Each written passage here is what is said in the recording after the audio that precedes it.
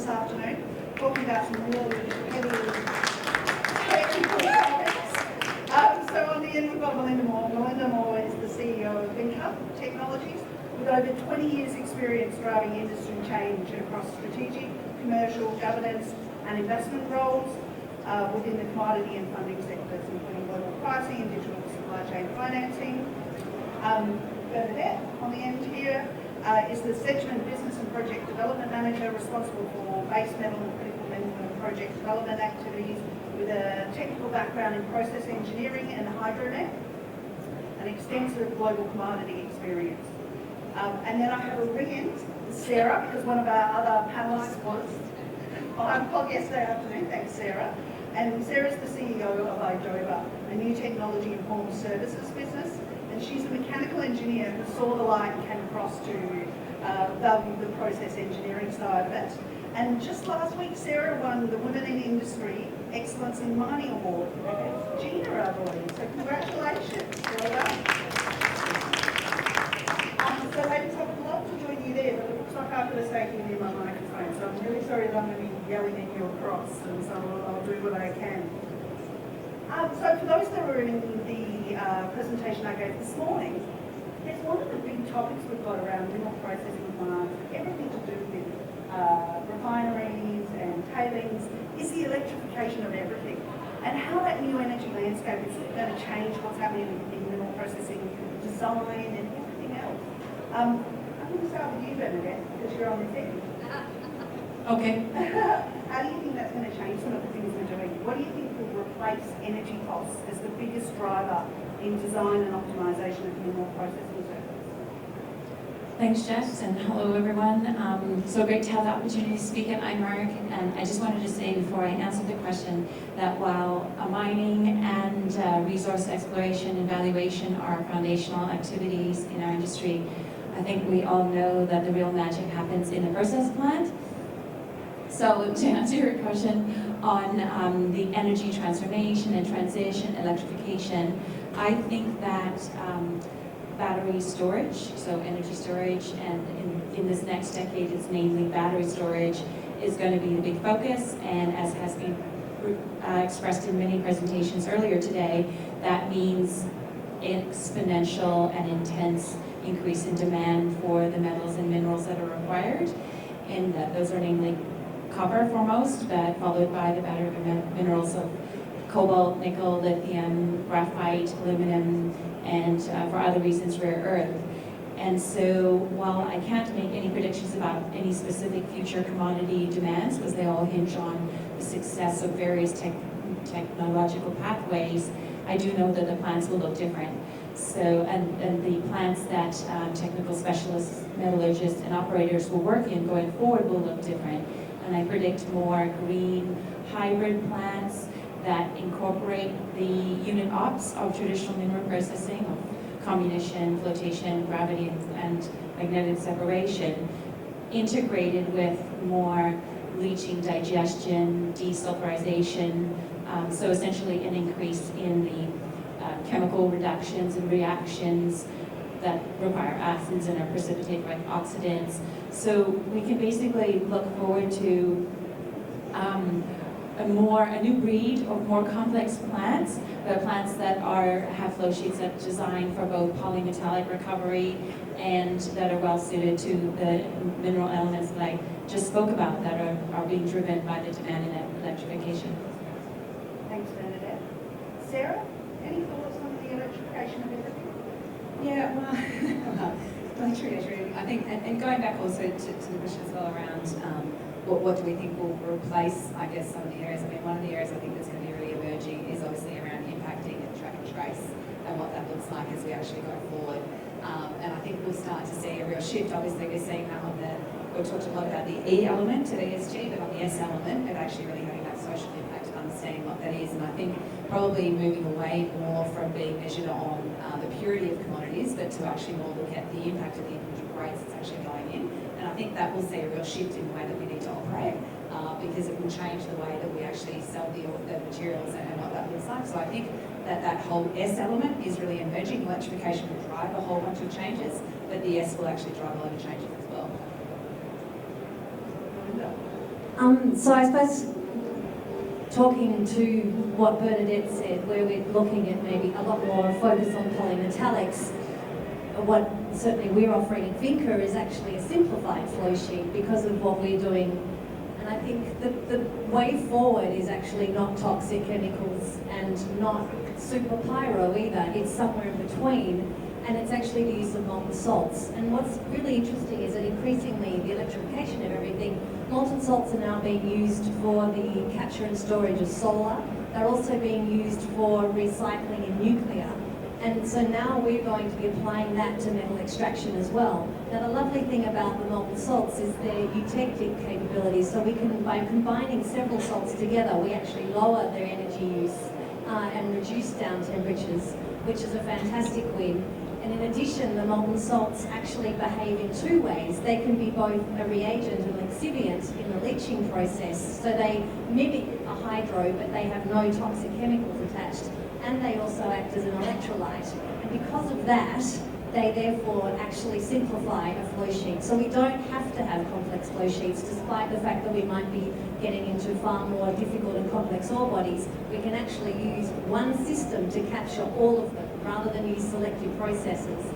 And for me, my biggest frustration is the fact that we have to have the clean industrial revolution, and so many processes are being offered up to us now. And I'm seeing, even last week, one of my, I won't say my former employer because they won't work out who it is, but my former employer just invested in a technology that's toxic to solve a carbon problem. What are we doing? Madness. We cannot be solving carbon for more toxic problems. We cannot solve one problem with another problem and make the problem worse. We have to find better, cleaner systems. So, it's beholden on all of us, but the technologies are there, and that's what's so exciting, is that there's so much innovation going on globally for the best of breed to find great new systems that can deliver us electrification in the right way to be future fit for 2100. Thanks, Melinda. It sounds like the sustainability theme outside of the electrification of everything is where the next generation is going to go. So the focus is on electrification now, but moving maybe into the non-toxic or no water, or how we reduce water even more after the focus on power and energy and renewables to come off that whole process. So you all talk about different changes that are going to go on in the processing plant. And that's great for greenfield projects, let's say for Vinca Technologies, etc. But what's available now to brownfield operations as we start to electrify or change our heat or whole process electrification or hydrogen now? What's available now? Well, actually, Susie was supposed to be here, and she works for Mexa Odatak, and I know they're one of the vendors that really does focus in on plant optimization. That's one of their sweet spots. I think I would probably want to raise the concept of flexible circuits. They can be integrated as retrofits or expansions, upgrades to existing facilities, or there could be an option for greenfield. And when I say flexible circuits, I mean that those plants that are not designed with a fixed process design criteria, or those whose flow sheets are configurable. And just stay with me for a second, because I know it requires a change in thinking about the traditional drivers, like maximizing throughput and making sure that you have the highest possible plant utilization. It's a completely different thinking from that when you're dealing with flexible circuits and flexible plants. But studies have shown, for example, that running high power draw unit operations like the crushing and the grinding, it makes sense to do that on an intermittent versus continuous basis. And there's an OpEx savings. And so my recommendation for existing and for projects in development is to do the full life cycle analysis. There's tools that do that balance all the drivers, ESG drivers and economic drivers and metallurgical performance drivers. You do that analysis and see what's possible for existing plants and in the early stages. And then to take it a little further, if the driver to have new mines faster is an imperative, then not just flexible plants, but modular or even mobile units can address some of the other challenges we have right now, like shorter mine lives or satellite and hub deposits, or what I like to call nature's gift, which is the transitionary ores, where you might have, for example, a copper oxide changing at depth to a primary, secondary sulfide. And both mineralogies have their value propositions, however, they require a different processing route and alternative, and modular, flexible, and mobile plants can help in that area, and they are being developed. So it's happening. Thanks, Bernadette. I mean, let's go back to the title of the topic there and talk a little bit about new technologies in tailings. Melinda, are you looking at, or is your group looking at how some of your technology can apply to the existing leftovers that we've got? So we absolutely can, but we won't necessarily be able to do it economically. So so turning waste streams into revenue streams, we can turn them out of being cost streams, but we will probably need to blend material in with existing new material to make it work. So it depends on what the miner might need. If it's a community backlash issue and it needs cleaning up full stop, absolutely we could put in a plant to be able to solve that problem, but possibly we need new material to be able to solve. The one thing is that our particular process won't have tailings waste. We will be able to repurpose any material as dry, solid, inert solids that then can be reused as construction aggregates. So you won't end up with piles. I've worked at a mine before up in the Nordics where one of the reasons they wouldn't get a permit was because of visual pollution, because the tailings dumps, which by the way looked exactly the same as everything in the environment around, was apparently not liked by somebody sitting in a city office somewhere, which was still just an absolute anathema to me. I couldn't understand it. But so we therefore solve visual pollution problems even. So I move on to, and kind of bring it back where you ladies were talking about, is we need to start earlier in the process considering these options. For those in the audience, however, I'd say that today's explorers are our clients tomorrow. So you're really starting quite early. I mean, again, anybody who's got a drill program going, they're then starting to do met testing and to think things through and trying out different types of processes. So, that's the point where we like to come in and be able to have that conversation, because obviously there's a load of design work to be done. Our parameters are standard parameters, and so we shouldn't have to tweak too much. But it's obviously, it's all about engineering and making sure that there's the right place for the particular technology to build to for the plant, but also to make sure that we've got permitting on site and community on site. And as we've seen, I mean, Rio Jada, just an amazing admittance that we just didn't talk to our community enough. So all of these things actually have to be integrated as a conversation, and the earlier that you have the data to be able to prove that to the local community, I think the better. So starting at explorer stage is crucial. And I think that's similar, like when you look at it from a digital perspective, and I think, Jess, you talked about this. There's a lot of discussion about digital twins and those kind of things, but I really like Jess mentioned the term around a digital thread. So how do you actually start at the beginning and start with the digital thread, and how do you start thinking about what the technology is going to be at the beginning? And it doesn't need to be that you need to have a full solution, you need to have a full optimization of what it looks like at the beginning. But how do you actually create this digital thread from the beginning to think about and just continue to actually pull that through, and as you learn as you're going, you can actually start getting to the end and saying, okay, well, we've started with digital in mind, and then when we actually get to the optimization point, it's not a bunch of people sitting in a room creating a digital twin at us and panicking and saying we now need to optimize this thing. We actually need to get the thinking in really early and actually keep pulling that through. And in that thinking of early, it's not just about the digital side of it, but it's thinking about who's going to use it, when are we going to use it, how are we going to use it. It's not just the what of the digital twin, but it's thinking through all of those areas so that we can actually really embrace the technology and think differently. And on that theme of early project definition and design, I think I have two examples. One's in the very beginning of the flow sheet, and that's ore sorting or grade upgrading. Some people look at it and say, okay, well, there's going to be more impact because there's more material mined, there's more material moved, true. But in the high energy and intensive and water use unit ops, you can see a real reduction in the burden in the processing plant if you are using or upgrading or sorting. So and there's a bunch of technologies that go around with that. Usually I like to see that there's some kind of an elemental analysis of the cross-stream belt so that you're getting all of the information about the mineralogical breakdown in real time, short horizons, which makes that whole end work. And then on the other side, we did touch on tailings. Melinda talked about repurposing the tailings. Sedgman has lots of examples of reprocessing the tailings to recover the residual value. But one thing you could do in the early project definition is just look at this and say, there should be, if repurposing isn't an option, at least dewatering. It should be a goal for a lot of tailings producing operations. And I know that installing filtration capacity is very capital intensive, and some might say expensive to operate, but the reduction in burden, the reduced contained volumes, the smaller footprints, the liability, ongoing liabilities make it all worth it.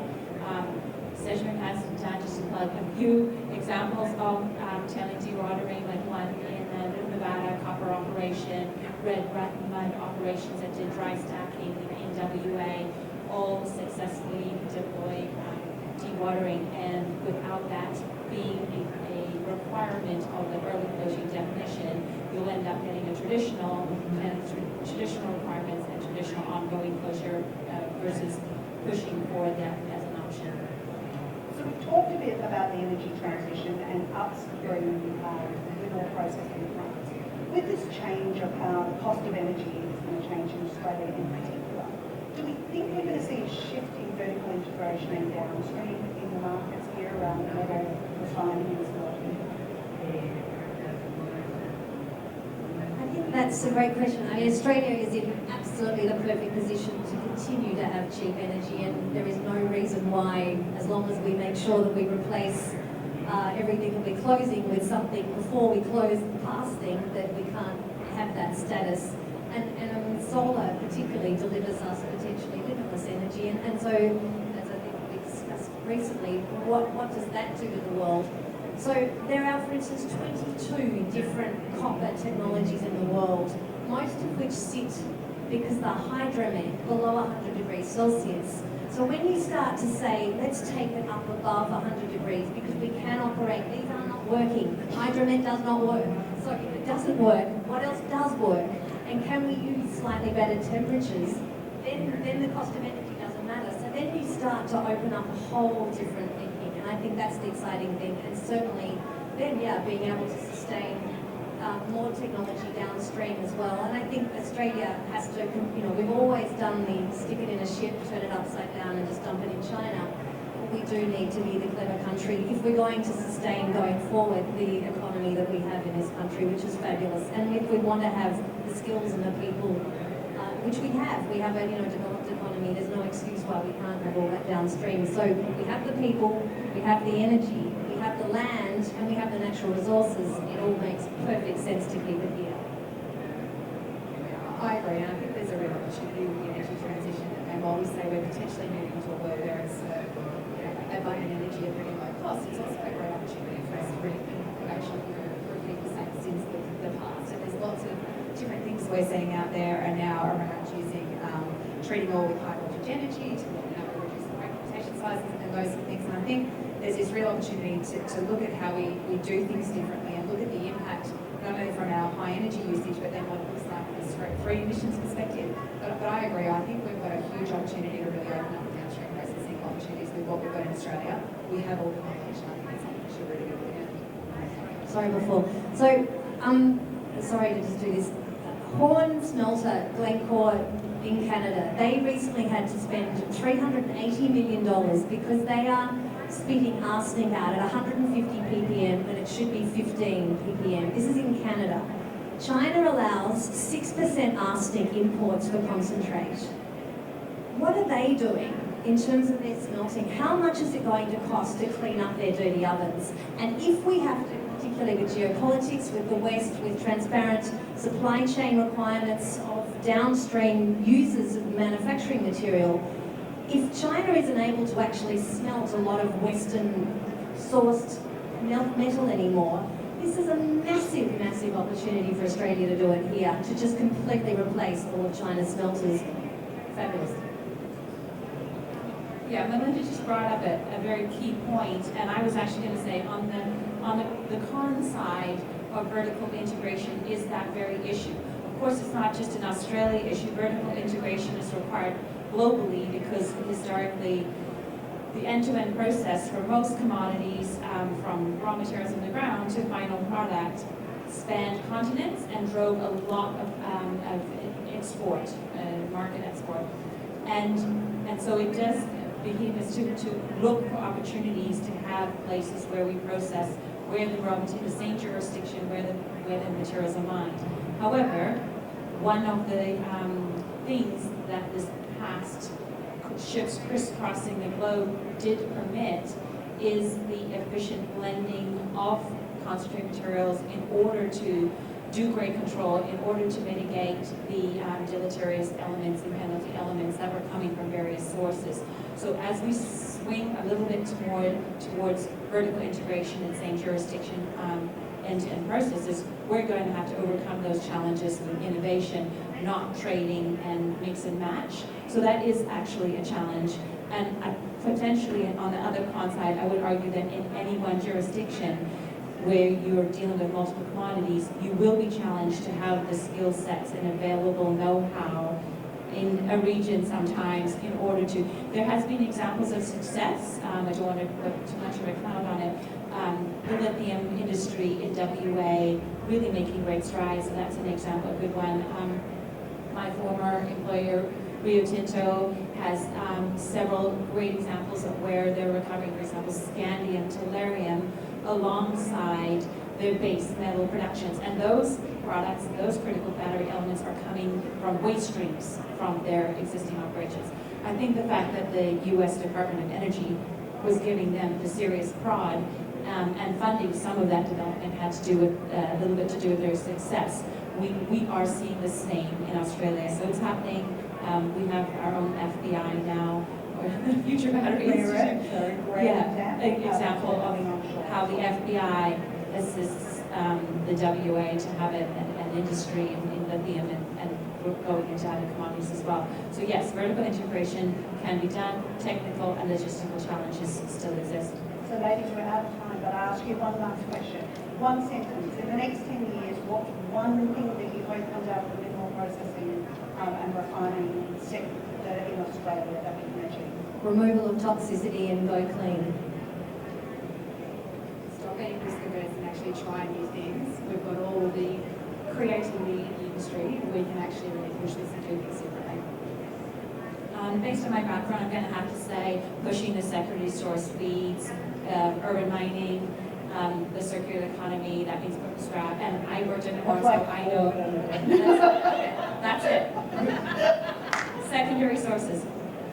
Ladies, thank you for a heated discussion. Loved having our first one in camera up here. I hope to see it more every year. Thanks, audience, for coming.